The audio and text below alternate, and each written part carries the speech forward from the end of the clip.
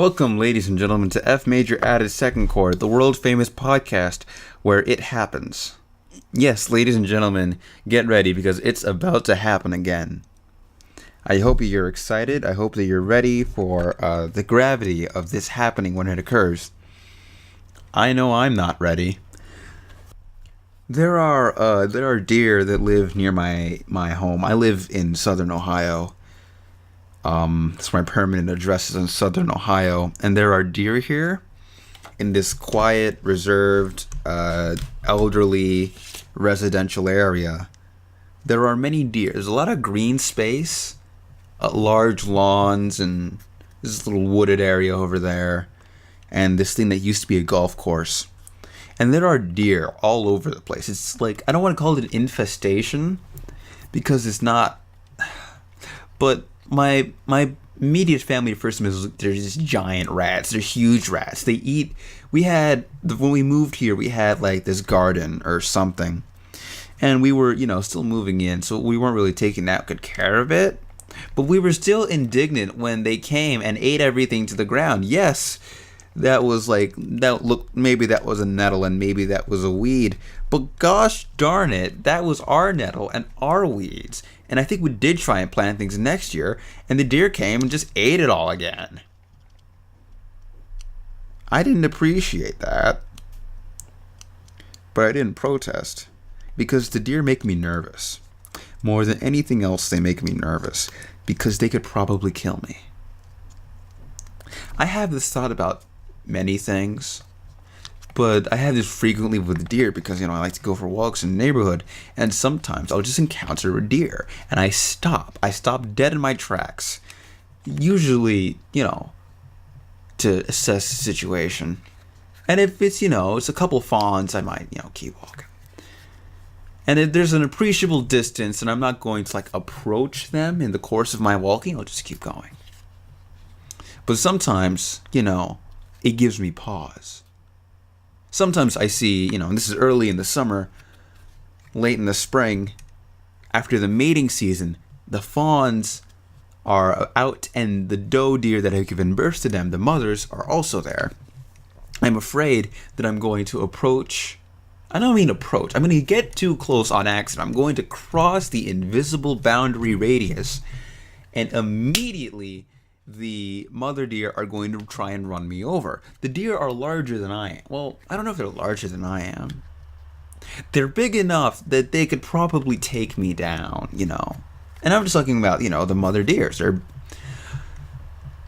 reasonably sized. I assume they're all muscle because they don't have, the wherewithal, the resources to get fat.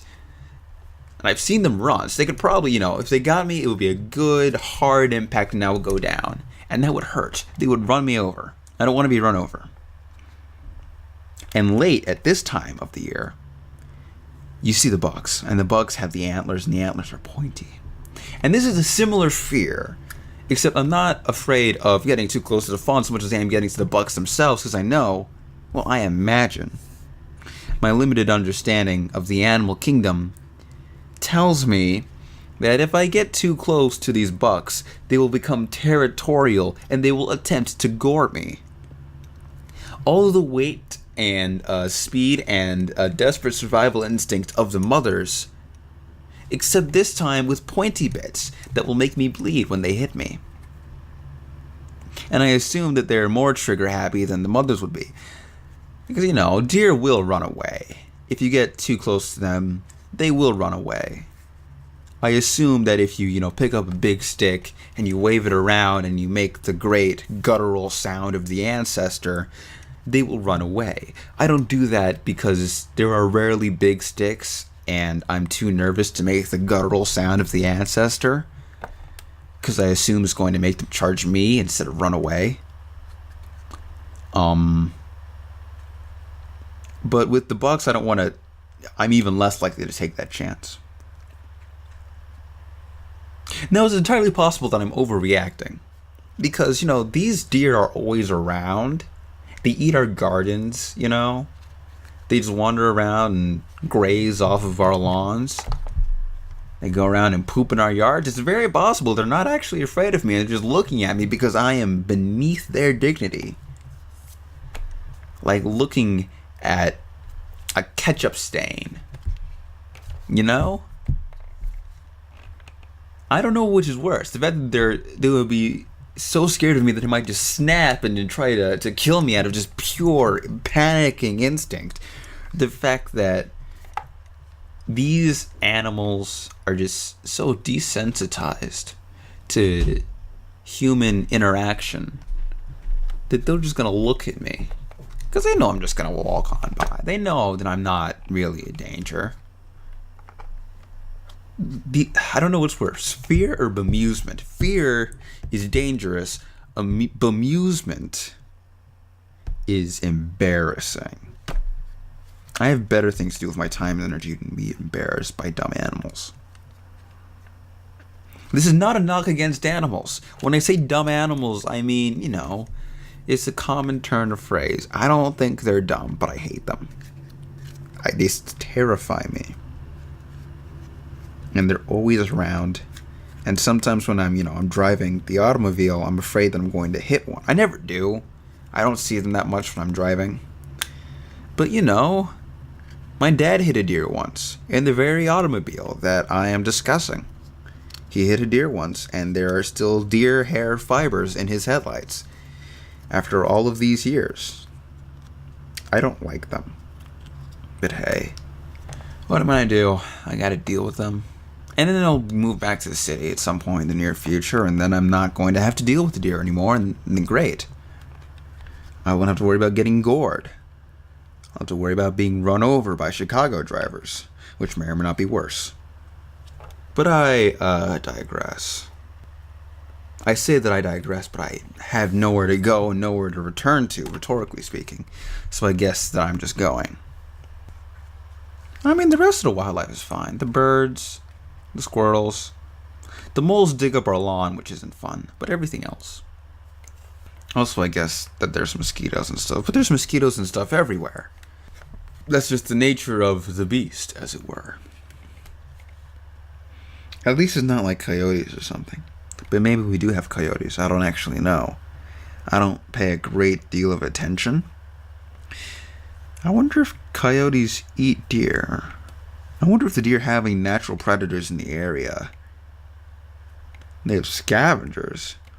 I ran into a dead deer once in the park, and that was a little scary.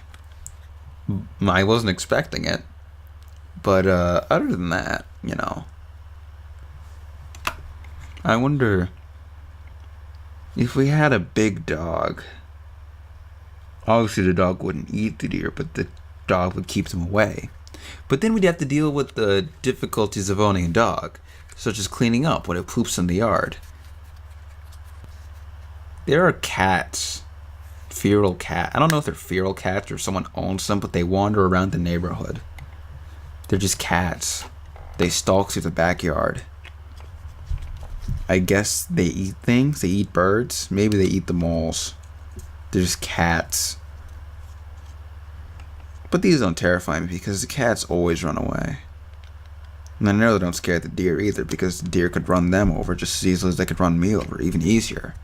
It might be harder to hit the cat because the cat is a smaller target. But you understand what I'm saying. But yeah, that's the local ecosystem where I live. More or less.